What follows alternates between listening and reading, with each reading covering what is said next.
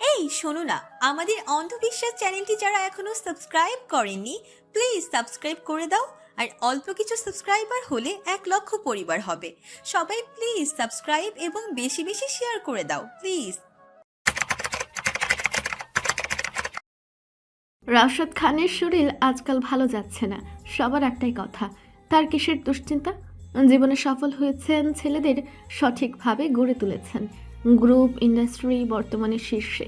আর কিসের চিন্তা তার? অথচ তার শরীর খারাপের প্রধান কারণ এগুলোই। বাবা ও গ্রামের কিছু উচ্চশিক্ষিত ব্যক্তিবর্গের হাত ধরে বিএস গ্রুপ ইন্ডাস্ট্রির পথ চলা শুরু হয় বিংশ শতাব্দীর মধ্যভাগে। এখন বড় ভাই ও তিনি বাবার ব্যবসা দেখাশোনা করেন। বড় ভাই গ্রামে থাকেন। শহরের পাশেই গড়ে ওঠা বহু বছরের পুরনো রূপ লাবণ্যে ঘেরা গ্রাম। সেখান থেকে প্রতিনিয়ত জেলায় এসে নিজস্ব কাজ করেন তিনি। ছোট থেকে কাদা মাটি গায়ে লাগিয়ে বড় হয়েছেন রাওশাদ খান। উচ্চশিক্ষা নিয়েছেন বিদেশে গিয়েও, কিন্তু নিজের সংস্কৃতি ভুলেননি। ভুলবেনই বা কী করে? তিনি যে মাটির স্বাদ ভুলতে পারেন না কখনো। বৃষ্টি ভেজা কর্দমাক্ত রাস্তায় দাপিয়ে বেড়েছেন মাঠে ঘাটে তেপান্তরে। আজও সেই সব মধুর স্মৃতিচারণ করলে ঠোঁটের কোণে এক চিলতে হাসি ফুটে ওঠে। চার দেওয়ালে বন্দি থেকে ফাইল ইন্ডাস্ট্রির এটা ওটা সামলাতে সামলাতে আজকাল তার ভীষণ ক্লান্ত লাগে। মন ছুটে যায় সেই গ্রামে। 2 ছেলেকে বিদেশে পাঠিয়ে উচ্চশিক্ষায় শিক্ষিত করেছেন তিনি। সাথে দিয়েছেন সঠিক মন মানসিকতার শিক্ষা। বড় ছেলে নিজের স্বপ্নের কথা জানা দিতে রাওশাদ খান কখনো বাধা দেননি। যুক্তরাষ্ট্র থেকে ডাক্তারি পড়া শেষ করে এখন তিনি তাদের নিজস্ব বিএস হসপিটালে নিয়োজিত। নাম আশবির রায়েত খান। ডাক্তার আশবির রায়েত খান পেশায় একজন হার্ট সার্জন। ছোট ছেলেকেও পাঠিয়েছিলেন যুক্তরাষ্ট্রে পড়াশোনার জন্য। বিএস কোম্পানির মালিকানা পান রাওশাদ খান তার বাবা রেওয়াজ খান সরে দাঁড়ানোর 10 বছর পর। বাবা মা ভাই বোন সবার ইচ্ছা মেনে নিয়ে তিনি তখন দায়িত্ব গ্রহণ করেন। সিও ও মালিক সবকিছু একসাথে সামলাতে গিয়ে হিমশিম খেতে হয় তাকে। বিষয়টা স্বাভাবিক, এত বড় ইন্ডাস্ট্রি বলে কথা। এমন কোনো সেক্টর নেই যেখানে বিএস এর হাত নেই। একসময় তিনি একজন সিও নিয়োগ দেন, পাশাপাশি নিজেও প্রচুর খাটেন। অবশেষে নিজের ছোট ছেলেকে সিও বানিয়ে স্বস্তি পেয়েছেন, কিন্তু তাতেও সমস্যা থেকে যায়। ছেলে বিদেশে থাকায় সব কাজ করা তার পক্ষে সম্ভব হয়নি। রাওশাদ খানকেই করতে হয়েছে। এবার বেশ ভালোভাবেই অসুস্থতা তাকে কাবু করেছে। পারিবারিক ডাক্তার এসে চেক আপ করে হেসে বললেন, বুঝি না তোমাকে, কিসের এত টেনশন? ছোট ছেলেকে দেশে আসতে বলো, বিজনেসের হাল এবার পুরোপুরি তার হাতে তুলে দাও, ছেলেদের বিয়ে দাও, এরপর ইচ্ছে মতো ঘুরে বেড়াও। আমার অ্যাটাক করানোর জন্য আমার ছেলে যথেষ্ট। কেন? ছোট ছেলে কি বিদেশ সেটেল হতে চাইছে নাকি? সমস্যা কি? এটা তো স্বাভাবিক ব্যাপার। ও, তুমি বুঝবে না ডাক্তার। বৌমা, আমি ঠিক করে রেখেছি ছেলে দেশে আসে না কেন। আমার বৌমাকে সচক্ষে দেখতে হবে না? ডাক্তার অবাক হয়ে হেসে বললেন, বলো, ছেলের বউ ঠিক করেই রেখেছো? বড় ছেলের বউ না খুঁজে ছোট ছেলেরটা ঠিক করে রেখেছো? রাওশাদ খান প্রাণ খোলা হাসলেন, যেন একটু গল্প করার মানুষ পেয়েছেন। বড় ছেলের জন্য ঠিক করে রেখেছি ডাক্তার। সময় হলে দেখব আমার 2 বৌমাকে। আহা, কি করেছো তুমি? ভাবলাম তোমায় জামাই বানাবো, তুমি তো দেখেই রেখেছো। দুজনে উচ্চ স্বরে হেসে উঠলেন। যদিও ডাক্তারের মেয়ে আছে মাত্র 1, তাও সে বিবাহিত। নিজের কক্ষে বিছানায় হেলান দিয়ে শুয়েছিলেন রাওশাদ খান, কপালে হাত। অনেক কিছু ভাবছিলেন। ঠিক তখনই দরজায় টোকা পড়ল। রাওশাদ খান আগের মতোই থেকে ভেতরে আসার অনুমতি দিলেন। বুঝতে পারলেন কে এসেছে। অসুস্থতা বেড়ে যাওয়ায় তার সহধর্মিণী তার ছোট ছেলেকে দেশে আসতে তাগাদা দেন। বাবার অসুস্থতা শুনেই রাওশাদ খানের ছোট ছেলে দেশে চলে আসে। কাল রাতে এসেছে সে, আশফিক ইয়ান খান। পুরনো আমলের জমিদার বাড়িটার আভিজাত্য একটু কমেনি, কারণ এই বাড়ির ছেলেরা আজও প্রতি 4-5 বছরে রং করে। তাও কোনো লাল সাদা বা কালো রং নয়। যে ইটের রঙে বাড়িটা একেবারে জমিদার বাড়ির মতো লাগে, সেই ইট রঙে রং করা হয়। এই তো কয়দিন আগেই রং করা হয়েছে। মনে হচ্ছে বাড়ির আনাচে কানাচে এখনো জমিদারদের আধিপত্য চলছে। রেওয়াজ খানের তৈরি করা নিয়ম নীতি আজও গ্রাম জুড়ে ছড়িয়ে আছে। আকাশে ঘন কালো মেঘ, একটু পরেই বৃষ্টি নামবে, তা স্পষ্ট বোঝা যাচ্ছে। রাস্তা থেকে জমিদার বাড়ির দিকে তাকালে মনে হয় মেঘের ছায়ায় বাড়িটা যেন আরো সুন্দর লাগছে। একটা 16 বছরের মেয়ে তার সবুজ ঘাগরা তুলে ধরে দৌড়ে জমিদার বাড়ির পথে যাচ্ছে। উদ্দেশ্য বাড়িটিতে যাওয়া। চুলের 2 বেনি তার দৌড়ের তালে দুলছে। উজ্জ্বল ফর্সা মুখে এক অপার হাসি, টানা টানা মায়াবী চোখ। জমিদার বাড়ির প্রধান গেট ছুতেই মনে হলো বাড়িটাও যেন তার সঙ্গে হেসে উঠল। মেয়েটা থামলো না, দৌড়াতে দৌড়াতে ঢুকলো বড় উঠানে। এক কোনায় বসে থাকা বয়স্ক একজন কিছু বললেন, কিন্তু মেয়েটা শুনলো না, বোঝাও গেল না। সে নিজের মতোই দৌড়াতে দৌড়াতে ঢুকলো অন্দরমহলে। বাড়ির মাঝখানে বিশাল খোলা জায়গা, আড্ডার জায়গা। উঠোন বললে কম বলা হয়। উপরে কোনো ছাদ নেই। জমিদার বাড়িটা বৃত্তাকার, মাঝখানে খালি জায়গা। শীতকালে রোদ পোহায় সবাই এখানে। বড় সদর দরজা দিয়ে ভেতরে যেতেই চোখে পড়ে 4 কোণা বৃত্তাকার বারান্দা। ডান পাশে সিঁড়ি যা দোতলায় চলে গেছে, বাম পাশেও আরেকটা সিঁড়ি দোতলায় ওঠার। মেয়েটা ডান দিকের সিঁড়ি ধরে দৌড়ে উপরে উঠে গেল। তখনই আরেকটা মেয়ে চেঁচিয়ে বলল, আপামনি, আম্মাজান তো আপনাকে বৃষ্টিতে ভিজতে মানা করেছেন। কিন্তু সে তো কথা শুনছে না। দৌড়ে বারান্দা দিয়ে 3টা ঘর পার হয়ে চতুর্থ ঘরের সামনে গিয়ে দরজায় 2 হাত দিয়ে ঠেলে খুলে ফেলল। আর এক ঝাঁক দক্ষিণা বাতাস এসে তার ঘেমে থাকা শরীরকে শীতল করে দিল। সামনে থাকা ছোট ছোট চুলগুলো বাতাসে উড়ে উঠল। দক্ষিণমুখী বড় জানালাটা পুরো খোলা। ঘরের ভেতরে একটি মেয়ে বসে পায়ে আলতা দিচ্ছিল। দরজা খোলার শব্দে চমকে উঠলেও পর মুহূর্তেই পরিচিত কণ্ঠ ভেসে এলে মুখে হাত দিয়ে ফু দিল। তিতলি দি। তিতলি পেছন ফিরল। এবার হাস্যোজ্জ্বল মুখে দাঁড়িয়ে আছে মেয়েটা। তিতলি তাড়াহুড়া করে গিয়ে ওকে ঘরে এনে দরজা ভিতর থেকে বন্ধ করে দেয়। আসবি তো আসবি, এভাবে আসিস কেন সব সময়? আমি কতটা ভয় পেয়েছি জানিস? তিতলির কথায় মেয়ের মুখের বিস্তর হাসিটা একটু কমলো না, বরং আগের মতো হাসিটা উষ্টা ধরে রেখে বলল, তুমিও বারবার চমকে ওঠো কেন? আমি ছাড়া কে এইভাবে আসবে? তিতলি কিছু বলবে তার আগে মেয়েটি তিতলির সামনে থেকে সরে পুরনো আমলের আয়নাটার সামনে গিয়ে দাঁড়ালো। বিনি করা চুল থেকে খোপা খুলে ফেললো মুহূর্তের মধ্যে। চুলগুলো খুলে ফেললো, সারা পিঠময় হালকা ঢেউ খেলানো চুলগুলো ছড়িয়ে পড়লো। তিতলি সবটা তাকিয়ে দেখলো শুধু। মেয়েটার ড্রেসিং টেবিলের সামনে থেকে তিতলির সামনে দাঁড়ালো। কোনো কথা না বলে তিতলির হাত ধরে দরজা খুলে যেভাবে এসেছিল সেভাবে দৌড় দিল। তিতলি চেঁচিয়ে বলল, পড়ি আসতে, পড়ে যাবি তো।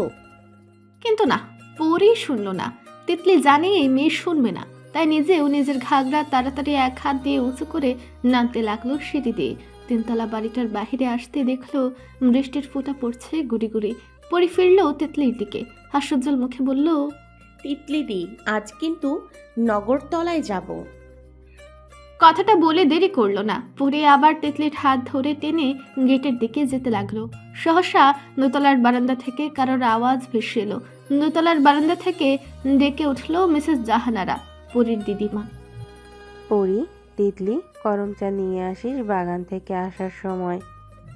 পরে পেছন ফিরে চাইলো, ঠোঁট ফাঁকা করে হাসলো। পেছন ফিরে হাঁটতে হাঁটতে বলল, আর করম চানলে আমাকে কি দেয়া লাগবে?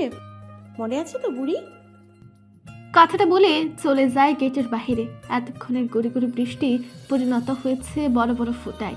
জাহানারা শুনতে পেলেন না পরীর কথা, কিন্তু পরী কি বলতে পারে তা তিনি জানেন। তাই হেসে পাগলি বলে নিজে আবার সাদা কাপড়ে হাতের সেলাই করতে লাগলেন। বয়স তার 78-এর ঘরে, আজও তার চোখ নষ্ট হয়নি। সেলাই ঠিকই করতে পারেন। প্রিয় নাতনি তিতলি আর পরীর কাপড়ের সে সব সময় নতুন নতুন হাতের কাজ করে দেয়। পরী আর তিতলি এতে অনেক খুশি। ঝমঝম করে বৃষ্টি নামছে, আর তার মাঝে খানবাড়ির রাস্তা দিয়ে যাচ্ছে একদল ছেলে মেয়ে। তাদের মাঝে পরী আর তিতলি আছে। এই গ্রুপের লিডার ওরা দুজন। বৃষ্টি এলে ওদের বাড়িতে পাওয়া খুবই মুশকিল। পুরো গ্রামের মাঝখানে খানবাড়িটা। গ্রামে আসার পর একটা সোজা রাস্তা, যা 10 মিনিট আসার পর 3 ভাগ হয়ে গেছে। একটা খান বাড়িতে আসার রাস্তা, আর একটা বাম দিকে এবং একটা ডান দিকে। 2 দিকের রাস্তা দিয়ে গ্রামে যেতে হয়। সেখান থেকে প্রায় 1 মাইল আগে একটা ইট পাথরের তৈরি ছোট্ট সাইনবোর্ড বলা চলে, যাতে খোদাই করে লেখা খানবাড়ি, নিচে লেখা 1 মাইল, অর্থাৎ এখান থেকে 1 মাইল দূরে খানবাড়ি। সেই রাস্তার কাছে এলো পরী, তিতলি ও তাদের দল। ডান দিকের রাস্তা দিয়েই 2 মিনিট হাঁটলেই মাঝারি আকারের গাছপালা ঘেরা অনেক বড় একটা জায়গা নজর পড়ে। বড় একটা দিঘিকে কেন্দ্র করে তার আশেপাশে অনেকখানি জায়গা নিয়ে তৈরি নাগরদোলা। এখানে বসার জন্য গ্রামের বাঁশ কাটতে বানানো সুন্দর সুন্দর চেয়ার টেবিল, যা শহরে ইট পাথর থেকে বেশ ভালো এবং মুগ্ধকর। মেঘের পাশ ঘেঁষে পুরোটা করা মাঝারি আকারের সব রকমের ফলের গাছ এবং বড় বড় ফুলের গাছ আছে। গাছের ফাঁকে ফাঁকে বাঁশের তৈরি বিভিন্ন বসার জন্য মোড়া চেয়ারের মতো টেবিল। ওরা সবাই ঝাঁপ দিল দেখিতে। প্রায় 20 মিনিট সবাই ঝাপাঝাপি করলো। অতঃপর পুকুর থেকে উঠে নগরতোড়ার এরিয়া থেকে বের হয়ে ফুটবল খেলতে লাগলো। তিতলি এসব খেলে না, সে এক কোনায় দাঁড়িয়ে কিছু ভাবছে। সামনে পরীক্ষা পরীর, তাও বোর্ড পরীক্ষা। ছোট থেকেই পরীর বৃষ্টিতে ভিজলে কিছু হয় না, যেন বৃষ্টিতে ভিজে তার গায়ে শুয়ে গেছে। তবু তিতলি এখন পরীকে নিয়ে যাবে বাড়ি, নয়তো এই মেয়ে কখন বাড়ি যাবে তার ঠিক নেই।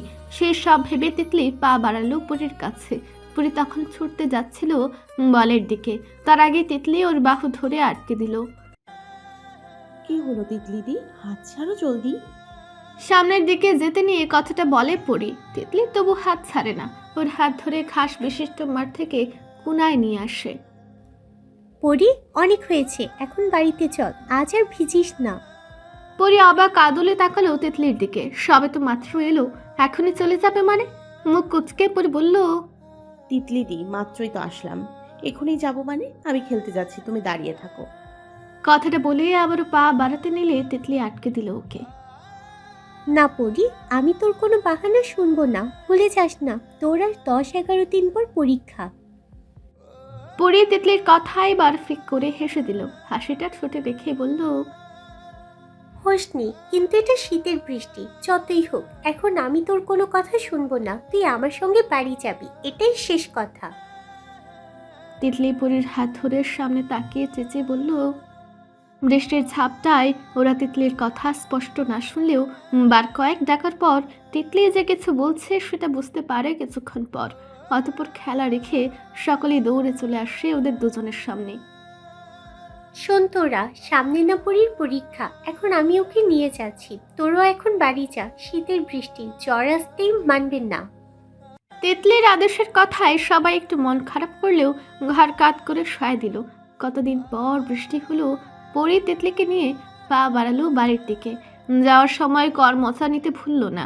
দুই বিড়াল বাড়িতে ভিজে চুপচুপ হয়ে ঢুকলো। দেখলো দরজার সামনে তাদের দুই মা রেডি, গামছা হাতে।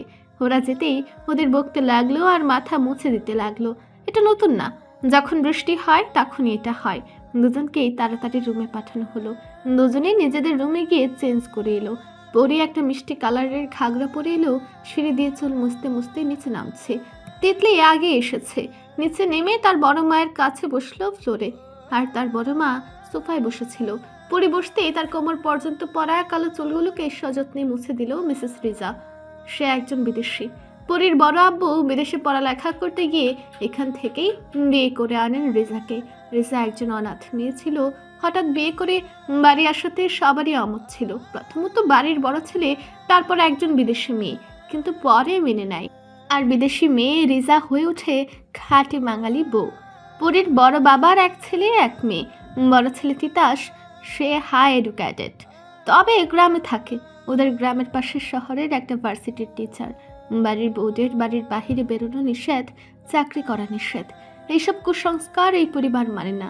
একসময় মানত রেওয়াজ খানের দাদু, কিন্তু রেওয়াজ খান এবং তার বাবা ছিলেন বিপরীত। তার ইচ্ছা ছিল বাড়ির বউরা স্বাধীনভাবে পুরুষের সাথে কাঁধে কাঁধ মিলিয়ে চলবে, কিন্তু তার বাবা বেঁচে থাকতে তা সম্ভব ছিল না। তিনি কিছুটা করে যান, এই গ্রামে স্কুল করেন এবং বাকিটা রেওয়াজ খান করে ফেলেন। কুসংস্কারের ছোঁয়া একদম মুছে ফেলেছেন। গ্রামে স্কুল কলেজ আছে এবং তা অনেক উন্নত। সেই স্কুল আর কলেজের প্রিন্সিপাল হলো পরীর বাবা রিয়াদ খান। পরী তার বাবা এবং মা রিতার একমাত্র মেয়ে। তিতলি আর পরীর বয়সে 3 বছরের পার্থক্য হলেও দুজনের ছোট মেয়ে আত্মার মিল। তিতলি তার ছোট মায়ের কাছে বসে আছে, চুল মুছে দিচ্ছে তার ছোট মা, এবং পরী তার মায়ের কাছে বসে আছে। মধ্য দুপুর পেরিয়ে সন্ধ্যা নেমেছে। খান বাড়ির সবাই নিচতলায় উপস্থিত। সবাই মিলে চা কফি খাচ্ছে। মিসেস জাহানারা অর্থাৎ পরীর দিদিমা তার মাথায় বেলি কেটে দিচ্ছেন, আর পরী সোফায় গুটিসুটি হয়ে শুয়ে আছে। তিতলি বসে কফি খাচ্ছে আর গল্প শুনছে। পরী ক্লাস 10-এ পড়ে এবং তিতলি অনার্সের প্রথম বর্ষে। পরী গল্প শুনতে শুনতে ঘুমিয়ে পড়ল। এটা তার স্বভাব, সবাই অবগত তার এই স্বভাবে। রিতা শেষে পরীর চুল টেনে ধরে বলল, কিরে পেতনি, ঘুমিয়ে পড়েছিস? তিতাসের মা মিসেস রিজা চোখ গরম করে ছেলেকে শাসালেন। What's your problem Titas? কেন ডিস্টার্ব করছিস মেয়েটাকে? ঘুমিয়েছে দেখছিস না? মিসেস রিজা বাংলা মোটামুটি পারেন, কিন্তু কথার মাঝে ইংরেজি বলাটা বন্ধ করতে পারেননি। তিতাস সোফায় তিতলির পাশে বসতে বসতে বলল, হ্যাঁ, তোমাদের ননির পুতুল, তা তোমরা কি ভুলে গেছো? তোমাদের ননির পুতুলের আর 10 দিন পর এক্সাম। এভাবে দিনে বৃষ্টিতে ভিজলে আর সন্ধ্যায় ঘুমালে এক্সামের খাতায় রাজভোগ পাবে। পরীর বড় বাবা রাশেদ খান চায়ে চুমুক দিতে দিতে বললেন, আহ তিতাস, আরও 10 দিন পর এসএসসির, এক রাত না পড়লে কিছু হবে না। তিতাস হালকা হেসে নিজের কফির মগটা নিয়ে কফি খেতে লাগলো। তার কাছে তার এই দুই বোন নুনের পুতুল, মাঝে মধ্যে মজা করে তাই। তাছাড়া সে নিজেও এদেরকে খুবই ভালোবাসে, দুটো চড়ুই পাখি তার। তবে এখন তিতলির থেকে বেশি আদর পায় পরি। তিতলি যে কম পায় তা নয়, কারণ বাড়ির ছোটরা একটু বেশি ভালোবাসা পায়, এটা সবাই জানে। রাতে মাংসের খিচুড়ি রান্না করা হয়েছে, সবাই জানে এটা পরির সব থেকে প্রিয় খাবার। কিন্তু এখন সে ঘুমোচ্ছে, তাকে উঠানোর সাধ্য কারোর নেই। পরীর মা পরীকে উঠিয়ে বসালেন। পরীর বাবা রিয়াদ এসে পরীকে ধরে বসালেন, আদুরে কণ্ঠে বললেন, আম্মু কেন তো একটু। পরীর কোনো সাড়া পাওয়া গেল না। সে আগের মতো রিয়াদের গায়ে ঢলে পড়ল। রিয়াদ খান আবারও পরীকে ধরে বসিয়ে ডাকলেন, ওরি আম্মু খেয়ে নাও। পরী ঝিমাচ্ছে আর তার মা ওভাবেই তাকে খাইয়ে দিচ্ছেন। এটা আজকের নয়, বরং অনেক পুরনো স্বভাব পরীর। ছোট থেকে তাকে এভাবে ঘুমের মাঝে খাওয়াতে হয়। পরীর খাওয়া শেষ করে তাকে জোর করে তার রুমে দিয়ে এলেন রীতা। পরী ঢুলতে ঢুলতে ঘরে গিয়ে বিছানায় ঠাস করে শুয়ে আবার ঘুমিয়ে পড়ে। পরীর মা মিসেস রীতা মুচকি হেসে মেয়ের গায়ে কম্বল টেনে দিয়ে চলে যান রুম থেকে। রাতে তিতলি আজ পরীর সাথে ঘুমালো। পরীর এসএসসি পরীক্ষা চলছে। নাওয়া খাওয়া ঘুম সব বাদ দিয়ে সে পড়তে ব্যস্ত। এমনকি সারাদিন বাদরামি করা বন্ধ, রুম থেকেও বের হয় না সে। মিসেস রীতা পরীর খাবার নিয়ে রুমে এলেন। পড়ার টেবিলে বইয়ের উপর মাথা দিয়ে ঘুমিয়ে আছে। মিসেস রীতা একবার ঘড়ির দিকে তাকালেন। সকাল 7টা বাজে। পরী উঠেছে সেই 3টার দিকে। এখন পড়তে পড়তে ঘুমিয়ে গেছে। মিসেস রীতা পরীকে আর ডাকলেন না। বিছানাটা গুছিয়ে পরীর যাবতীয় সব জিনিস গুছিয়ে রেখে দিলেন বিছানার উপর। গোসল শেষে আবার তাড়াহুড়ো করবে, তারপর পরীর রুমটা পুরো গুছিয়ে রাখলেন। এমনিতে পরী অগোছালো মেয়ে। ঘরের মাঝখানে একটা বেড, আগেকার পালঙ্কগুলো সব নিচে নামিয়ে রাখা হয়েছে, যা গেস্ট হাউসে ব্যবহার করা হয় সৌন্দর্য বাড়ানোর জন্য।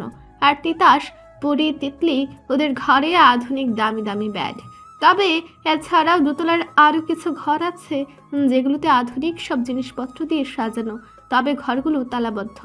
বেডের একপাশে টি টেবিলে মাটির ফুলের মতো, তবে সেটাতে একটা গ্লাস আর জগ রাখা রাতে পানি খাওয়ার জন্য। ঘরে প্রবেশ করতে ডান পাশে একটা ড্রেসিং টেবিল রাখা এবং তার পাশে বাঁশ কাঠের তৈরি বুকশেলফের মতো। প্রতিটা খোপের মাঝে দুটো করে বই রাখা, আর মধ্যেখানে চৌকা আকৃতির, যাতে ছোট্ট একটা নীল কালারের লাইট ঝুলছে। পরী রাতে ওটা জ্বালায়, বেশ সুন্দর লাগে তখন। পড়ার টেবিলটা আবারও দক্ষিণ জানালার সামনে। ড্রেসিং টেবিলের পাশে আলমারি রাখা, ব্যাগ বরাবর দরজা, যা গোসলখানায় যাওয়ার জন্য। কামরা প্রবেশ দরজার বাম পাশে একটা সোফা সেট রাখা এবং তার পাশে ঠিক বাঁশ দিয়ে তৈরি বুকশেলফের মতো। তবে আগেরটা বুকশেলফ হলেও এটা বুকশেলফ না, এটা গুণচিহ্নের মতো, এবং ভিতরে এক একটা চৌকা খুপে একটা করে ফেরি লাইট ঝুলছে। মিসেস রীতা সবশেষে মেয়ের কাছে গিয়ে তার মাথায় হাত বুলিয়ে নরম ধীর গতিতে ডাকেন। অনেকক্ষণ ধীর গতিতে ডাকার পর পিটপিট করে চোখ খুলল পরী। রীতা মেয়েকে ডাকা বন্ধ করে মাথায় হাত বুলিয়ে দিতে লাগলেন। পরী চোখ পিটপিট করে আবারও চোখ বন্ধ করলো। কিছুক্ষণ পর ঘুম ঘুম চোখে মাথা তুলে বসলো। মায়ের হাত ধরে মায়ের বুকে মাথা রাখলো। রীতা মুচকে হেসে মেয়ের মাথায় হাত বুলিয়ে দিলেন। তারপরেই তার প্রাণ। পরীর পর তার আর কোনো সন্তান হয়নি সমস্যার জন্য, কিন্তু এই বাড়ির মানুষগুলো তাতে অখুশি হয়নি, বরং পরীকে পেয়ে তারা হই হুল্লোড়ে মেতে উঠেছে। আগে নাকি এই বাড়িতে কোনো মেয়ের জন্ম হতো না। রেওয়াজ খানের একটা মাত্র মেয়ে হন, সে খুবই আদরের, পান থেকে চুল খুঁজতেও দিত না মেয়ের।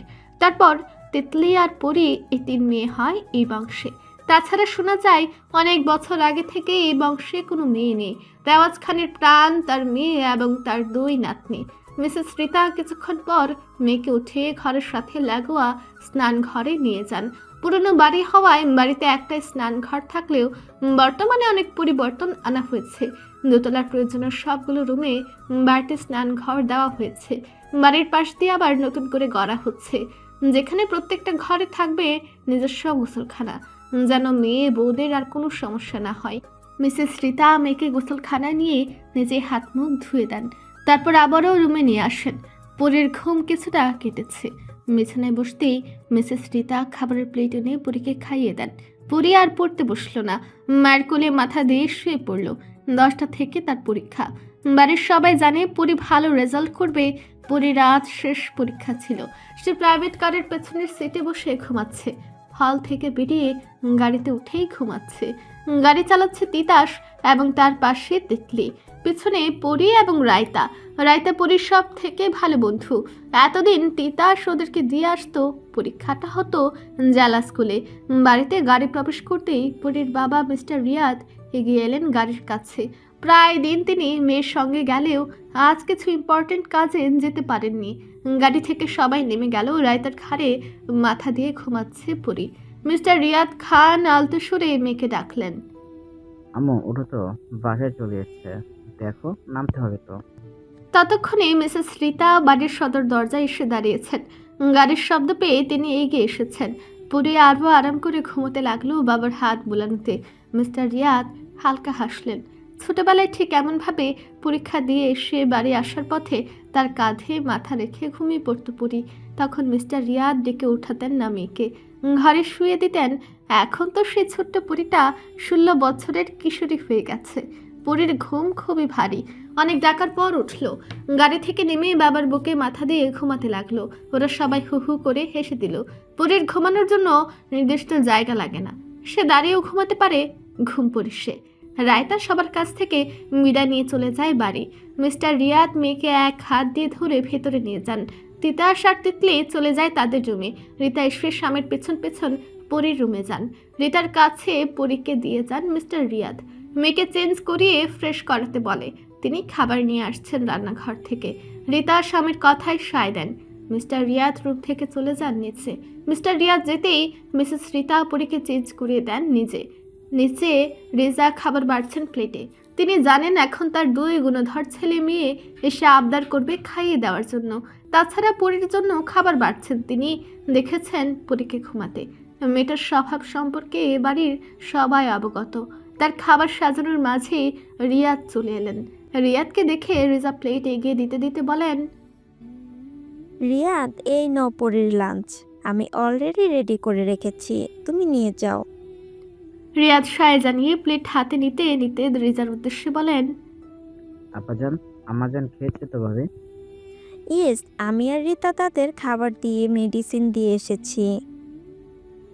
তারা রেস্ট নিচ্ছে। আর তোমার ভাইয়া তো খেয়ে বের হয়েছে।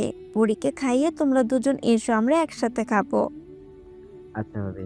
ও ভালো কথা বলছি, যে মেয়ের কথা বলছি তাকে দেখতে কবে যাবে? রিজা পানি গ্লাসে ঢালতে ঢালতে রিয়াদের কথার প্রত্যুত্তর করেন। রিয়াদ ছোট্ট করে আচ্ছা বলে পরের খাবার নিয়ে উপরে চলে যান। মুখ ফুলে বসে আছে। সকালে খাবার টেবিলে এসে শুনেছে তার তিতাস ভাইয়ের জন্য মেয়ে দেখতে যেতে হবে, কিন্তু সে তো আগেই মেয়ে ঠিক করে রেখেছে। তাকে না জানিয়ে সেই জায়গায় ওরা কাল যাবে। এই কথা বলার জন্য মুখ ফুলে সোফায় 2 পা তুলে বসে আছে। কেউ তার মুখ ফুলানোর কারণ বুঝতে পারছে না। পরীকে জিজ্ঞেস করলেও একটা কথাও বলছে না। অবশেষে না পেরে রেওয়াজ খানকে জানানো হলো তার প্রিয় নাতনি মুখ ফুলিয়ে বসে আছে সকাল থেকে, কারোর সাথে কথা বলছে না। রেওয়াজ খান খবরটা পাওয়া মাত্রই চলে এলেন ড্রয়িং রুমে তার নাতনির কাছে। কামরা থেকে বেরোতে বেরোতে তিনি একটু হুঙ্কারের সুরে বলেন, কি হয়েছে কি? কার এত বড় সাহস যে আমাদের দিদিভাইকে কষ্ট দেয়? সবাই এখানে এসো, আজ সবার বিচার হবে। কথাগুলো বলতে বলতে তিনি পরীর পাশে এসে বসলেন। জাহানারাও এসে বসলেন পরীর অন্য পাশে। পরী ভাবলেশহীন বরং আরো দ্বিগুণ মুখ ফুলিয়ে বসে আছে। বাকিরা উপস্থিত হলো সেখানে। রেওয়াজ খান পরীর মাথায় হাত বুলিয়ে খুবই নরম স্বরে বললেন, কি হয়েছে আমার দিদিভাইয়ের? দাদুভাইকে বলো, না হয় আমি সব ঠিক করব কি করে? তাতেও বিশেষ কাজ হলো না। মিসেস জাহানারাও পরীর মাথায় হাত বুলিয়ে বললেন, কিছু চাই দিদি ভাই, বলো আমাদের, এখনই এনে দিচ্ছি। সবাই চুপচাপ যে যার জায়গায় বসে আছে। তারা জানে রেওয়াজ খান আর রিয়াদ রাশেদ ছাড়া পরীর মুখ থেকে একটা কথাও বের হবে না। তবে সময় সাপেক্ষে যার কাছে যেটার আবদার পূরণ করা সম্ভব তার কাছেই মুখ খুলে সে। পরী চুপচাপ রেওয়াজ খানের ঘাড়ে মাথা রাখলো, ঠোঁট উল্টে কাঁদো কাঁদো সুরে বাচ্চাদের মতো বলল, এটা ঠিক না দাদু ভাই। রেওয়াজ খান পরীর মাথায় হাত বুলিয়ে বললেন, কি ঠিক না দিদিভাই? ওরা আমাকে না জানিয়ে কেন বলে দিল মেয়ে দেখতে যাবে? জানো, আমি আরো 2 বছর আগে থেকে ঠিক করে রেখেছি আমার ভাবিকে হবে। এখন আমি কি করব? সবাই একে অপরের মুখ চাওয়াচাওয়ি করলো। এই হলো পরীর মুখ ফুলিয়ে 3 ঘন্টা বসে থাকার কারণ। তিতাস ভ্যাবলার মতো তাকিয়ে আছে। মানুষ 2 বছর, 1 বছর, 5 বছর প্রেম করে আর শিউর দেয় একেই বউ বা বর বানাবে। আর তার গুণধর বোন কি 2 বছর ধরে ঠিক করে রেখেছে তার বউ কে হবে। তিতাস এবার সত্যি পাগল হয়ে যাবে। তিতাস ঠাস করে দাঁড়িয়ে হাত দুটো মাথার কাছে নিয়ে ঝাঁকিয়ে বলল, আমি এবার সত্যি পাগল হয়ে যাব। পরীর দিকে তাকিয়ে হাত জোর করে হাতে মাথা ঠেকে বলল, মাপ দে বোন, এই এতক্ষণ তোর এই কথা শোনার জন্য বসেছিলাম। তারপর আবার গালে 2 আঙ্গুল দিয়ে ইশারা করে বলল, এই তোর কারণ। 3 ঘন্টা মুখ ফুলিয়ে বসে আছি সেটার জন্য। তিতাস আর দাঁড়ালো না, এখানে চলে গেল উপরে। সবাই হু হু করে হেসে দেয়। পরীর বড় বাবা বলেন, এখন আর বলে কি হবে? দিদি ভাই, আগে বলো কে সেই মেয়ে? আবার মুখ ফুলিয়ে জাহানারার কথায় প্রতিধ্বনি করে পরী। বাবার স্কুলে চাকরি করে, মিতু ম্যাম, তিতাস ভাইয়ার জুনিয়র। এবার পরীর বাবা কণ্ঠে কিছুটা অবাকতা রেখে বললেন, কি বলছো আম্মু? মিতুকে একটু দেখতে যেতে বলছে। পরীর চোখ এবার বড় বড় হয়ে গেল। লাফ দিয়ে দাঁড়িয়ে বাবার কাছে ছুটে যায়। পাশে বসে, কি কি বলছো বাবা? সত্যি মিতু ম্যামের কথা বলছিলা? হ্যাঁ, মিতুর কথা বলছি। কিন্তু তুমি ওকে 2 বছর আগে কই পেলে আম্মু? পরী খুশিতে লাফিয়ে উঠল। খুশিতে ও কথা বলতে পারছে না। সবাই ওর খুশি দেখছে। কি খুশিটাই না হয়েছে মেয়েটা। পরীকে রেওয়াজ খান তার পাশে বসে সব বলতে বললেন। পরী খুশি, কথা বলতে পারছে না বলে তিতলি উচ্ছ্বসিত গলায় রেওয়াজ খানের অন্য পাশে বসে বলতে লাগলো, আমি বলছি নিতু ম্যাম ছিল ভাইয়ার জুনিয়র। এমনকি ভাইয়া নিতু ম্যামকে পছন্দ করতেন, ভালোবাসেন বললেও ভুল হবে না। কিন্তু ভাইয়া কিছু বলতে পারতো না নিতু ম্যামকে। জানেনই তো ভাইয়া কতটা চাপা স্বভাবের। কিন্তু নিতু ম্যাম হঠাৎ চলে যান, ভাইয়াও আর বলতে পারেনি। এত বছর পরও ভাইয়া নিতু ম্যামকে খুবই পছন্দ করে। তার প্রমাণ আমি আর পরি ভাইয়ার ঘরে পেয়েছি। 2 বছর আগে নিতু ম্যাম গ্রামে আসছিল। সেই সময় অনেক দিনের পরিচয় হয় নিতু ম্যামের সাথে। কিন্তু একদিন তার সাথে গ্রামের খাস লোক গার্ডিং ওখানে দেখা করতে গিয়েছিলাম। সেখানে আমরা যাওয়ার আগে অপ্রত্যাশিতভাবে ভাইয়ার সাথে দেখা হয় নিতু ম্যামের। কিন্তু ভাইয়া অভিমানে কথা বলেনি। নিতু ম্যাম ভাইয়াকে দেখে খুশি হয়ে কথা বলতে চাইলে ভাইয়া পাশ কাটিয়ে চলে যায়। কারণ নিতু ম্যাম গ্রাম থেকে চলে যাওয়ার আগে ভাইয়াকে কিছু বলেনি। ব্যাপারটা আমরা বুঝিনি। আর নিতু ম্যামের কাছেও আমরা যে ভাইয়ার বোন তা বলিনি। কিন্তু নিতু ম্যামকে আমাদের খুব ভালো লাগে। মনে মনে ঠিক করি নিতু ম্যামকে ভাবি বানাবো। নিতু ম্যাম গ্রাম ছেড়ে চলে যাওয়ার আগে বলে গিয়েছিল আমাদের পড়ালেখা শেষ করে সে গ্রামে এসে গ্রামের স্কুলে চাকরি করবে। ম্যাম চলে যাওয়ার পর আমরা ভাইয়ের ঘরে ম্যামের অনেকগুলো ছবি দেখেছিলাম। কিভাবে কোথা থেকে এসেছে জানি না, কিন্তু আমরা দেখার পর ম্যামের সাথে কথা বলি বুড়িমার ফোন থেকে। কৌশলে জিজ্ঞেস করি সে তিতাস নামে কাউকে চেনে নাকি। কৌশলে সব চিনি 2 চেয়ার মিলিয়ে ফেলি। আজ সকালে মেয়ে দেখতে যাওয়ার কথা শুনে আমার মনটাও খারাপ হয়ে গিয়েছিল। একেবারে কথাগুলো বলল তিতলি। কথা শেষে জোরে নিঃশ্বাস ফেলল। মিসেস রিজা মাথায় হাত দিয়ে বললেন, হাউ ইজ দিস পসিবল? তোরা দুটো জাস্ট ইম্পসিবল। রিজার সাথে সাথে সবাই হতবাক। এই দুটো কি করছে আর না করছে। রেওয়াজ খান মুচকি হাসলেন। তার এই হাসির মানে সে আগেই সব জানতেন। ও সব থেকে বেশি এক্সাইটেড তিতলি আর পরি। ওরা প্ল্যান করছে কি পরে যাবে বিয়েতে, কি করবে তা পর্যন্ত এখন ঠিক করছে। ওদের পাগলামো দেখে সবার মুখে মুচকি হাসি। মেয়ে দুটো খুব ভালোবাসবে তাদের ভাবিকে, তা এদের দেখেই বোঝা যাচ্ছে। নিতুকে বিয়েতে কি পড়লে মানাবে তা পর্যন্ত এরা ঠিক করছে বসে বসে। তিতাসের একটু সন্দেহ লাগছে। কি হলো, এরা মুহূর্তেই পাল্টে খেলো কেন? বড় কিছুই তো হয়েছে অবশ্যই। গাড়িতে বসে আছে তিতাস, তিতলি, পুতুল আর রায়তা। এতক্ষণে রায়তাকে সব বলছে পরি। রায়তা শুনে অবাক। নিতুর কথা সে আগেই জেনেছে, শুধু সে নয়, গ্রামের সবাইকে বলছে পরি অনেক আগে। তিতাস গাড়ি চালাতে চালাতে ওদের দিকে শুধু দৃষ্টিতে তাকালো। তিনটেই মহা আনন্দে আছে, দেখেই বোঝা যাচ্ছে খুশি যেন তাদের ধরে না। এত খুশি হওয়ার কারণ কি তোমাদের? বলতো আসল কাহিনী কি? পরি গদগদ হয়ে বলল, ভাবি আনতে যাচ্ছি, তোমার বউয়ের ওপর সারাদিন ছুরি চালাবো, তাই এত খুশি, বুঝেছিস? তিতাস কিছু বলল না। তার মন তো সে অনেক আগেই অন্য একজনকে দিয়ে বসে আছে। সে মন কি আবার নতুন করে কাউকে দেওয়া যাবে? সে ভালোবাসতে পারবে অন্য একজনকে? গোপনে একটা দীর্ঘ নিঃশ্বাস ফেলে ড্রাইভিংয়েই মনোযোগ দিল। কিন্তু তার ওই আনমনা ভাব, দীর্ঘ নিঃশ্বাস সব দেখল তিতলি। সে শুধু মুচকি হাসল। পরি থাকতে তার আশেপাশের মানুষকে কখনো কষ্টের নিঃশ্বাস ফেলতে দেবে না, কখনোই না। গাড়িটা এসে থামলো গ্রাম থেকে বেরিয়ে শহরের দিকে, দোতলা একটা বাড়ির সামনে। তিতাস সাইড করে দাঁড় করালো গাড়ি। সবাই নেমে দাঁড়ালো। তিতাস চুপচাপ বসে থাকলো কিছুক্ষণ গাড়িতে। তার অস্বস্তি লাগছে ওদের আসা দেখে। দুজন মধ্যবয়স্ক নারী পুরুষ বাড়ি থেকে বেরিয়ে এলেন। তিতাসও গাড়ি থেকে বেরিয়ে এলো। মধ্যবয়স্ক নারী পুরুষ যে নিতুর মা বাবা তা বুঝতে সমস্যা হলো না, কিন্তু তিতাস ওনাদের দেখে এগিয়ে গিয়ে বলল, আঙ্কেল আন্টি আপনারা এখানে? তিতাস একটু অবাক সুরে বলল, মহিলাটা কিছু বলবে তার আগেই পরি তাদের কাছে গিয়ে মহিলাটাকে জড়িয়ে ধরল। কথার তালে তালে তিতাসের করা প্রশ্নটাকে মুছে দিল। নারী পুরুষ দুজন তাদের নিয়ে বাড়ির ভিতরে যান, কিন্তু তিতাসের কপালে ভাঁজ পড়ে। নিতুর মা বাবাকে তার চিনতে অসুবিধা হয়নি, কিন্তু তারা এখানে কেন? হাজার চিন্তা ভাবনা নিয়ে সোফায় বসে আছে তিতাস। তাদের সামনে নাস্তা দেওয়া হলো। পরি, রায়তা, তিতলি খুব মজায় আছে, তাদের দেখেই বোঝা যাচ্ছে। কিন্তু তিতাসের মনে ঝড় চলছে। তার ঝড়কে আরো বাড়িয়ে দিতে একটু পর নিতু এলো। ওকে দেখে তিতাস দাঁড়িয়ে পড়ল। নিতু তুমি? তিতাসের গলা দিয়ে কথা বের হচ্ছে না। হে, কাকে দেখছে সে? স্বপ্ন না তো? তার ভ্রম না তো? নিতু তার নাম শুনে উপরে তাকিয়ে তিতাসকে দেখে সব স্তব্ধ হয়ে দাঁড়িয়ে পড়ল। তাদের দুজনের মনে ঝড় চলছে। ওদের এমন রিয়াকশনে নিতুর মা বাবা অবাক হয়ে বলল, কি হলো তোদের আবার?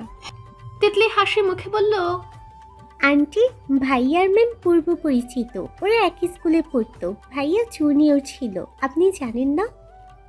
নিতুর মা মাথা নেড়ে বলল, হ্যাঁ জানি তো। কি হয়েছে নিতু? তোকে না বললাম তিতাস তোকে দেখতে আসছে, শুনিসনি নাকি? নিতু আশ্চর্যান্বিত চোখে মায়ের দিকে দৃষ্টি রাখলো। তার মায়ের কাল কিছু একটা বলেছিল, তবে সে আগ্রহ করে শুনেনি। পরি উঠে গিয়ে নিতুর হাত ধরে তার আর তিতলির মাঝে বসালো। তিতাসকেও হাত টেনে বসিয়ে দিল। তিতলি, পরি আর রায়তা মিলিয়ে নিতুর সাথে সে কি গল্প! 1 ঘন্টা ধরে তারা গল্প করলো। তারপর তিতাসের পাশে নিতুকে বসালো। নিতু লাল একটা শাড়ি পরে আছে, সাথে হালকা সাজ আর অর্নামেন্টস। নিতুকে নিঃসন্দেহে অত্যন্ত রূপবতী বলা যায়। তিতাসের পাশে বসে তারা ছবি তুলতে শুরু করলো। আরও 1 ঘন্টার মতো ওদের বাসায় থেকে তারপর এলো। আসার আগে নিতু আর তিতাসকে আলাদা কথা বলার সুযোগ দেওয়া হয়েছে। আসার সময় এক এক করে পরি, তিতলি আর রায়তা 3 জনেই নিতুকে জড়িয়ে ধরে ভাবি ডেকে এলো। অবশেষে তাদের ম্যাম ডাকটা সমাপ্তি এবং ভাবি ডাকটা শুরু। বাড়ির সবাই বসে আছে ওদের জন্য। ওরা জানে বিয়েটা এখানেই হবে, তাই মিস্টার রাশেদ ফোন হাতে নিয়ে বসে আছেন। কাউকে একটা ফোন করবেন। আর 1 মাসের 15 দিনের মধ্যে তারিখ এখনো ঠিক হয়নি। পরীর মেজো চাচু ফুপি আসবেন, তারপর তারিখ ঠিক করা হবে। তিতাসদের বাড়িতে কাল নিমন্ত্রিত ছিল নিতুর পরিবার। কালই এই সিদ্ধান্ত নেওয়া হয়েছে। আজ থেকে যেন বিয়ে নামের শুরু হলো। পরি সকালে সারা গ্রাম টুটু করে সবাইকে বলে এলো খবরটা। আপাতত সে বসে আছে তার দাদু ভাইয়ের ঘরে। দাদু ভাইয়ের সামনে বসে কথার ঝুড়ি খুলে নিয়েছে। তার যে কত শত গল্প। আর মিস্টার রেওয়াজ মাঝে মাঝে হু হু করে হেসে উঠছেন। রুমে ঢুকলেন জাহানারা আর তিতলি। তিতলির হাতে ট্রে, যাতে চা কফি আছে। সে এসে বিছানার মাঝে রাখলো ট্রেটা। পরি বিছানায় উঠে বসলো। পরি আগে বেডের কোণে যেখানে বসেছিল সেখানেই বসলেন জাহানারা। তিতলি ট্রেটা রেখে ঘরের দরজা লাগিয়ে এলো, তবে লক করলো না।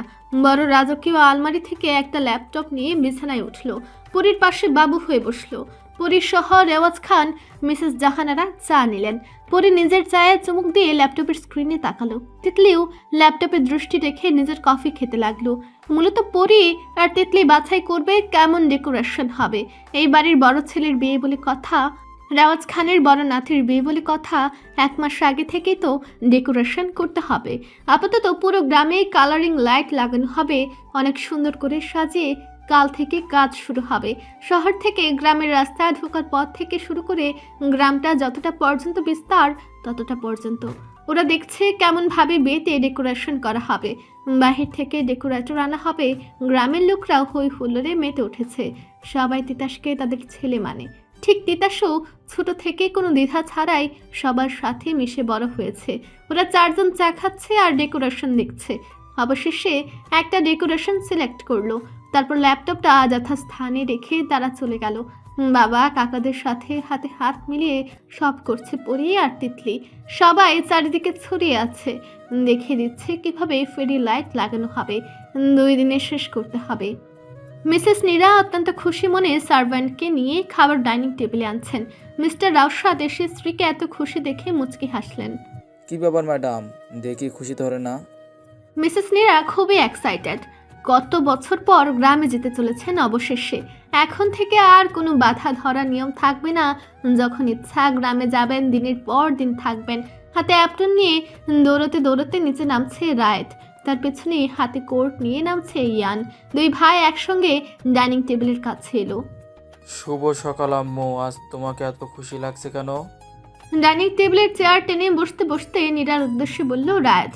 হাতের কোটটা চেয়ারের উপর রেখে রায়েদের পাশে বসলো ইয়ান। সে দেখলো মায়ের খুশি, তবে প্রশ্ন করলো না। 1 মাসেরও বেশি দিন সে দেশে এসেছে। বিজনেসের কাজে একটু বেশি ব্যস্ত ছিল। কি হলো পাপা, তুমিও দেখি মুচকি হাসছো, কারণটা কি? রাউসাদ খান ছেলের কথার প্রত্যুত্তর না করে মাথা ঝুঁকিয়ে ঝুঁকিয়ে মুচকি হাসতে লাগলেন। সার্ভেন্ট এসে রায়েদ আর ইয়ানকে স্যান্ডউইচ, জুস সব এগিয়ে দিল। রায়েদ অধৈর্য হয়ে উঠল। এটা কেমন কথা? হেসে যাচ্ছে আর কিচ্ছু বলছে না। চোরা চোখে মা বাবাকে কিছুক্ষণ দেখে স্যান্ডউইচে কামড় দিতে দিতে রায়েদ বিদ্রুপের সুরে বলল, এমন করছো কেন? আমার বিয়ে ঠিক করেছো তো মেয়েটাকে একবার ছবি টবি দেখাবে তো? রাউসাদ খান ব্রু কুচকালেন নিজের পুত্রের কথায়। ইয়ানের এদিকে খেয়াল নেই। সে হয়তো ওদের কথা শুনলেও কিছু বলছে না, নিজের খাবারে মনোযোগী। কেন তোমার বিয়ে হবে কেন আগে? তোমার আগে যে তিতাস আছে সেটা ভুলে গেলে কি চলবে বাবা? রাত ভ্রু বাঁকালো। এই ছেলেটা কদিনে বড় হয়ে তার উপর ছুরি ঘুরাচ্ছে। সে যে কথায় বলবে তাতে শুধু তোমার আগে তিতাস সেটা ভুলে গেলে চলবে? সে তো ভুলেই যেতে চায়। রায়াদের ভাবনার মাঝে ইয়ানের কণ্ঠ কানে আসতেই অবাক হয়ে ওর দিকে ফিরে তাকালো। তিতাস ভাইয়ের বিয়ে ঠিক হয়েছে। তিতাসের বিয়ে ঠিক হয়েছে? ইয়ানের কথা শেষ হতেই রায়াত প্রশ্ন করলো। ইয়ান কিছু না বলে মায়ের দিকে তাকালো। ওর তাকানো দেখে রায়াতও তাকালো। মিসেস নীরাজ মিটের সুন্দর হাসি দিকে চোখের পলক ফেলে সায় দিলেন। রায়াত স্বস্তির একটা শ্বাস ফেলে চেয়ারে হেলান দিয়ে বসলো। বিড়বিড় করে বলল, আলহামদুলিল্লাহ, যাক বাবা, আবারটা ঘাট থেকে অবশেষে নামছে। কি বললে তুমি রায়েত? বাবার কথায় রায়াত মেকি হাসি দিয়ে খাবারে মনোযোগ দিল। কিছু না তো পাপা। ইয়ান, আমি কিছু বলছি, কথার যেন একটুও নড়চড় না হয়। আমি আর তোমার পাপা কাল সকালেই গ্রামের উদ্দেশ্যে বেরিয়ে পড়ব। আমরা যাওয়ার পর বিয়ের তারিখ ঠিক হবে, আমি তোমাদের জানিয়ে দিব। তুমি তোমার কাজগুলো গুছিয়ে রাখো এখন থেকেই। আমি কোনো প্রকার এক্সকিউজ শুনতে চাই না ইয়ান, কথাটা মনে রাখবে। মিসেস নীরা বলে উঠলেন। তবে ইয়ানের মাঝে ভাবাবেগ দেখা গেল না। সে আগের মতোই নিজের খাবারে মনোযোগী। মিসেস নীরা, রাউসাদ খান এবং রায়েত 3 জনেই তাকিয়ে আছে তার কথা শোনার জন্য, কিন্তু সে তাদের আশানুরূপ কোনো কথা বলল না।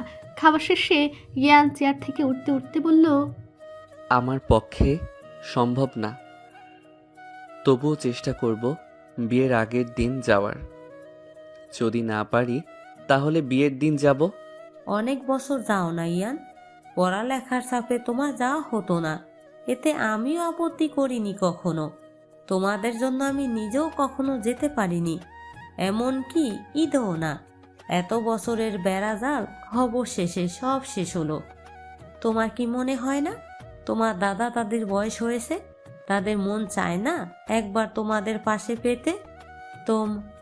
রায়াত আর ইয়ানের সামনে চেয়ারে বসেছিলেন নীরা। রায়াত মাকে এভাবে উত্তেজিত হতে দেখে হাতে গিয়ে মায়ের হাতের উপর রেখে চোখের ইশারা দিয়ে থামতে বলল। নীরা থামলেন। তার রাগে চোখ ইয়ানের দিকে। ইয়ান সামনের দিকে মুখ করে দাঁড়িয়ে আছে, কিচ্ছু বলছে না। রাউসাদ খান চুপ রইলেন কিছুক্ষণ, অতঃপর শান্ত কণ্ঠে বললেন, ইয়ান, হাতের কাজ গোছানো শুরু করো। বিয়ের 5-6 দিন আগে অন্তত যাবে।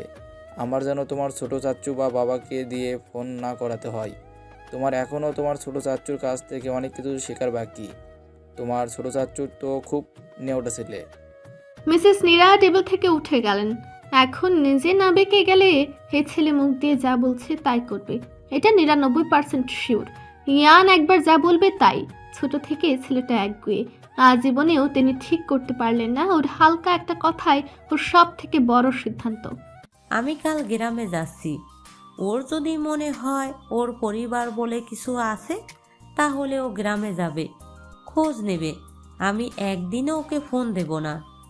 শান্ত কণ্ঠে কথাগুলো বলে সিঁড়ির দিকে এগিয়ে গেলেন নীরা। পেছন থেকে ইয়ানের কণ্ঠ এলো, মম, এতটা ওভার রিয়্যাক্ট করার কিছুই ছিল না, একটু বেশি করলে না?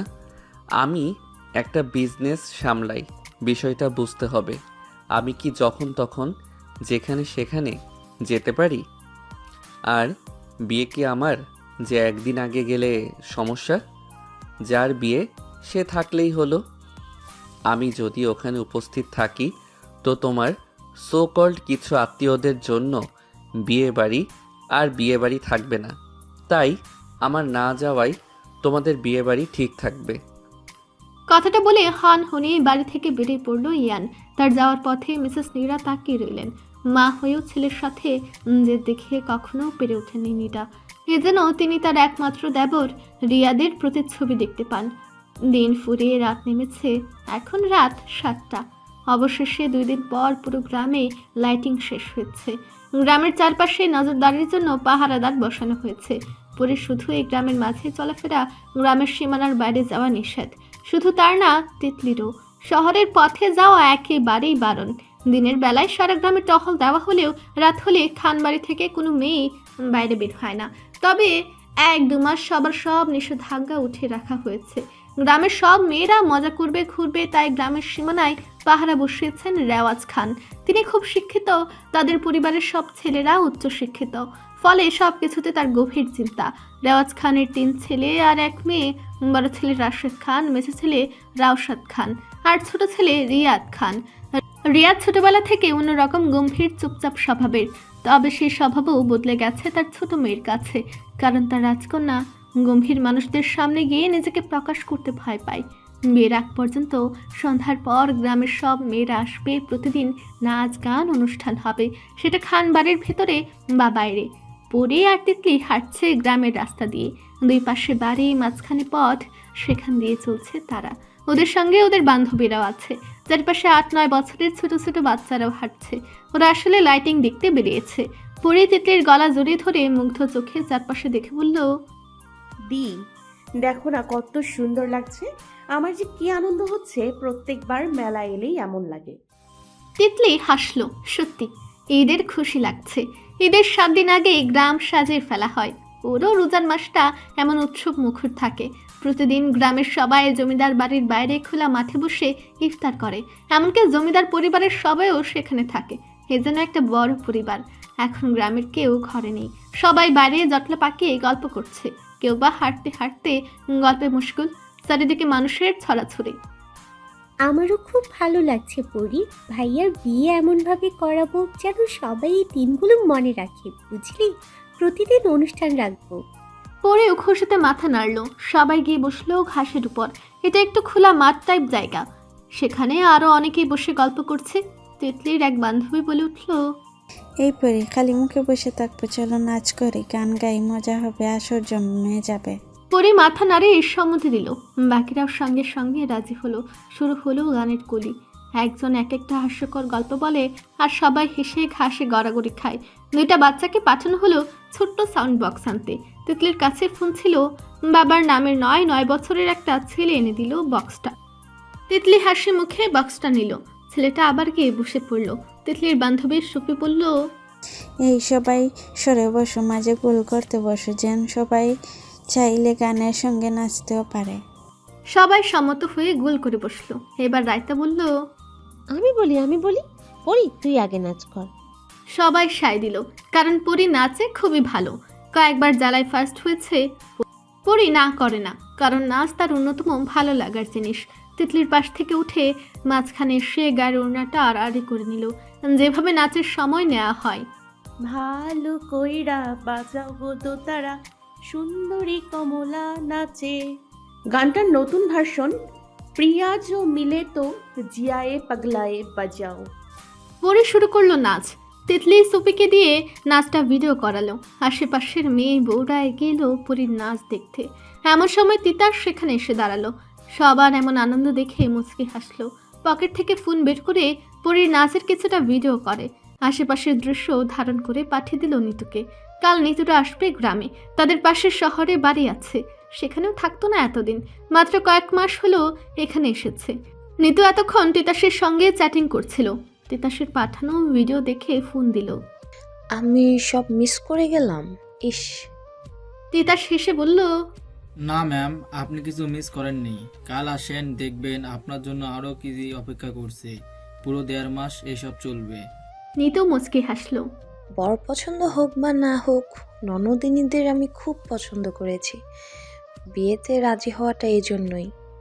তিতাস ফোনের ওপাশ থেকে টিটকারি দিয়ে বলল, ঠিক বলছেন, আমার বোনেরা ভাবি ভাবি করে পাগল করে দেয়। আদরের ছোট বোনদের আবদার ফেলতে পারি না, তাই তো ওদের কথা ভেবেই বিয়েতে রাজি হয়েছি। নিয়ে পছন্দ হোক বা না হোক, দেখেছেন আমাদের মিল কতটা। হ্যাঁ, আপনার তো বউ লাগে না, আপনি তো পুরুষ নাকি তাও সন্দেহ। একটা মেয়েকে 8-9 বছরেও কখনো ভালোবাসি বলতে পারেননি, আপনি পুরুষই না। এই কথা বলে ঠাস করে ফোন কেটে দিল। তিতাস হু হু করে হেসে উঠল। হবু বউ রেগে গেছে। হাসতে হাসতে একটা টেক্সট পাঠালো নিতুকে। নিতু তখন বিছানায় বসে আছে, রাগে ফুঁসছে। মানুষটাকে সে কোনো কথায় হারাতে পারে না, এজন্যই রাগ হয়। মেসেজের শব্দে বিরক্ত হয়ে তাকালো। মেসেজে লেখা, বিয়ে হোক, দেখবো আমি পুরুষ নাকি। ডিয়ার জুনিয়র ম্যাম, রেডি থাকুন। নিতু মেসেজটা পড়ে ঠোঁটে লজ্জা মেশানো হাসি ফুটে দিল। এদিকে তিতাস তখনও ফোনের দিকে তাকিয়েছিল। হঠাৎ পুরি লাফিয়ে পাশে এসে দাঁড়িয়ে বলল, ভাও। কিন্তু তিতাস বিন্দু মাত্র ভয় পেল না। ফোনটা পকেটে রেখে বলল, ভাউ এর ভাও, বাদরামি শেষ হয়েছে। সারাদিন তো কম করিসনি, এখন একটু শান্তিতে থাকতে দিবি। পরের সোজা উত্তর, না পারি না। তিতাস ওর বেনি ধরে টান দিয়ে বলল, বাঁদর। পরি দাঁত বের করে হেসে বলল, নিউ কিছু ট্রাই করো, এটা শুনতে শুনতে কান পচে গেছে। তোর কাছে সব উপাধি ছোট্ট হয়ে যাবে। তিতাসের কথা শুনে পরি ভাব নিয়ে দাঁড়ালো। পেছনে করা বেনি সামনে এনে হাত আড়াআড়ি করলো। তাহলে ভাবো আমি কত বড় একজন মানুষ। তিতাস কিছু বলতে যাবে, তখনই দেশ থেকে 24 বছরের এক ছেলে দৌড়ে এসে ডাক দিল, বড় দাদা বাবু, ও বড় দাদা বাবু। ছেলেটা এসে হাঁপাতে লাগলো, অনেক জোরে দৌড়েছে। তিতাস ভ্রু কুঁচকে জিজ্ঞেস করলো, কি হয়েছে আশিক? ছেলেটা নিজেকে আগে শান্ত করলো। মুখে ফুটে উঠলো এক ঝাঁক খুশির হাসি। হাসি মুখে বলল, তাড়াতাড়ি বাড়িতে চলো দাদা বাবু। কেন? বড় আব্বা আপনাকে ডাকছেন। তিতাস বিরক্ত দৃষ্টিতে তাকালো। এই ছেলেটা এমন ভাবে বলল, মানুষ না ঘাবড়ে পড়ে। ফুস করে একটা নিঃশ্বাস ফেললো। পরীর দিকে তাকিয়ে বলল, আচ্ছা যা, তুই 10টার দিকে বাড়িতে আসবি। আব্দুল্লাহ আর রহিম চাচা আর বাকিদের সঙ্গে মনে থাকে যেন। পরি আর কথা বাড়ালো না, মাথা নাড়িয়ে সায় দিয়ে চলে গেল। ও আবার ওদের সঙ্গে যোগ দিল। আড্ডা চলল 10:30 পর্যন্ত। এদিকে বাড়ি থেকে ফোন আসছে, আব্দুল চাচা ডাকছে। সে তিতলির কাছে এসে বলল, আমাজান বাড়ি চলেন, 10:30 বাজে। ছোট দাদা ফোন দিচ্ছেন। পরি কিছুক্ষণ থাকার জন্য বায়না করলো, কিন্তু তিতলি আর বাকিরা বুঝিয়ে বলল। অবশেষে পরি মুখ ফুলিয়ে খাবার খেতে গেল। এখানে খাবারের ব্যবস্থা ছিল গ্রামের মা চাচিমারাই করেছেন। ছোট্ট একটা পিকনিক বললেও ভুল হবে না। সবাই আনন্দের সঙ্গে খেয়ে বাড়ির পথে রওনা দিল। এই কয়দিন রাতে আব্দুল চাচা, রহিম আর আব্বাস সহ আরও 2 জনকে দায়িত্ব দেওয়া হয়েছিল। এই কয়দিন মেয়েরা বাইরে থাকলে তারা যেন সব সময় পাশে থাকে এবং সবাইকে নিরাপদে বাড়ি পৌঁছে দেয়। সেই মতো সবাইকে পৌঁছে দেওয়া হলো। পরি আর তিতলি গল্প করতে করতে বাড়িতে ঢুকলো। বাড়িতে এসে পরীর ঘুম পেল। সে তিতলিকে বলল, দি ঘুম আসছে না, চলো ঘুমাই। তিতলি হালকা করে ওর মাথায় চাপড় মেরে বলল, হ্যাঁ তো এতক্ষণ ঘুম আসে নাই, এখন আসছে। পরি খিলখিলিয়ে হেসে মাথা নাড়ল। নিজের রুমে গিয়ে ঠাস করে শুয়ে পড়ল। তিতলি এসে ওয়াশরুমে চলে গেল। ফ্রেশ হয়ে ফিরে এসে দেখলো পরি এখনো শুয়ে আছে। গামছা দিয়ে মুখ মুছে ওর কাছে এসে হাত ধরে টেনে তুলল। পরি আবারও শুয়ে পড়তে চাইলে ওকে আটকে দিল তিতলি। টেনে ওয়াশরুমের দরজার কাছে নিয়ে ঠেলে পাঠিয়ে দিল। পরিও হাম দিতে দিতে ওয়াশরুমে গেল। দাদুদের সঙ্গে দেখা করে এসে ঘুমাবে ঠিক করলো। বিছানায় বসে নিজের ফোন টানলো।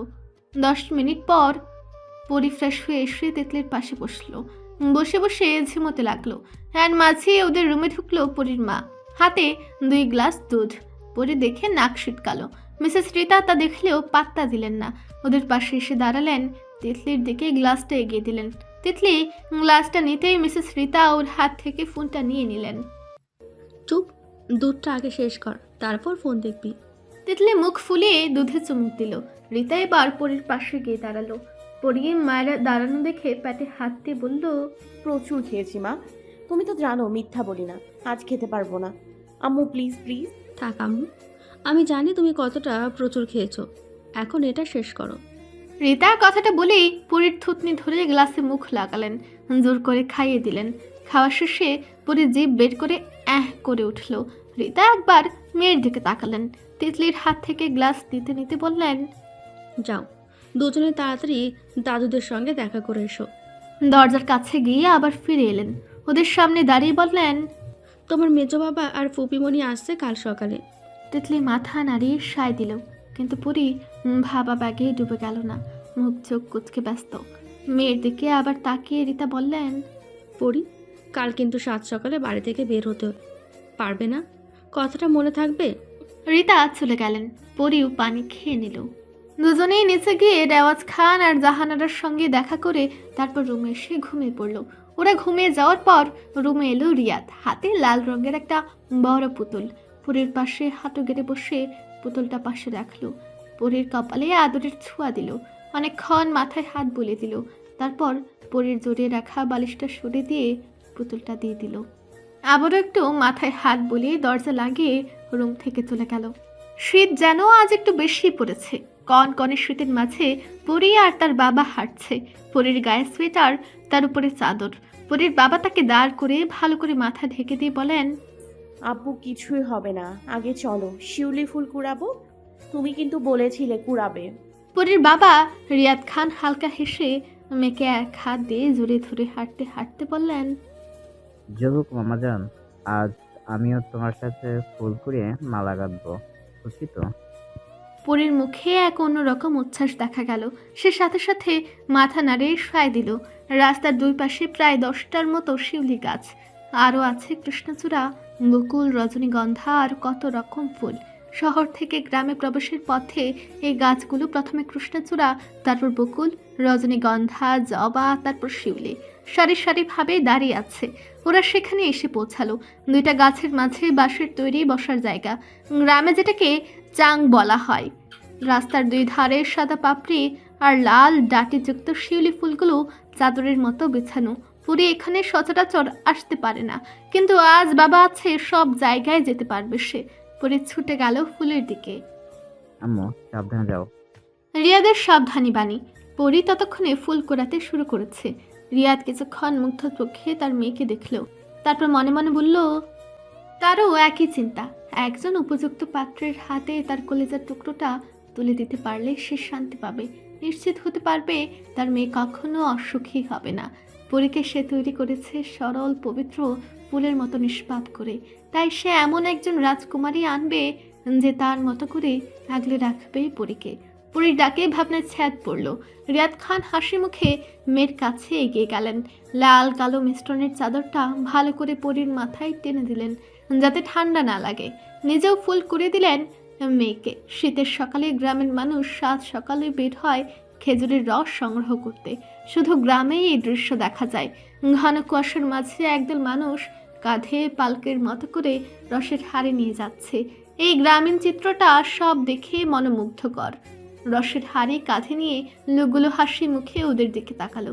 গ্রামের লোক বাবা মেয়ের এই দৃষ্টিতে তারা মুগ্ধ চোখে তাকিয়ে থাকে। পরেই ফুল কুড়ানো থামিয়ে ওদের দিকে তাকিয়ে রইল। রিয়াদ মেয়ের দৃষ্টিপথ অনুসরণ করে তাকায়, আর মাঝে দূর থেকে বাউলের গান ভেসে আসে। পরীর যেন আনন্দ দ্বিগুণ বেড়ে গেল, মুখ খুশিতে চকচক করে উঠল। সে বাবার কাছে গিয়ে তার চাদরের ফুলগুলো দিয়ে পেছন ফিরে ছুটল বাউলের একতারার গানের দিকে। রিয়াদ খান কিছুটা উচ্চ স্বরে বললেন, আস্তে যাও পড়ে যাবে তো। কিন্তু পরী শুনছে না, সে ছুটে চলেছে। দৃশ্যটা ছিল অসাধারণ। যদি কেউ এটা ছবিতে আঁকতো তাহলে পৃথিবীর যে কেউ মুগ্ধ হতে বাধ্য হতো।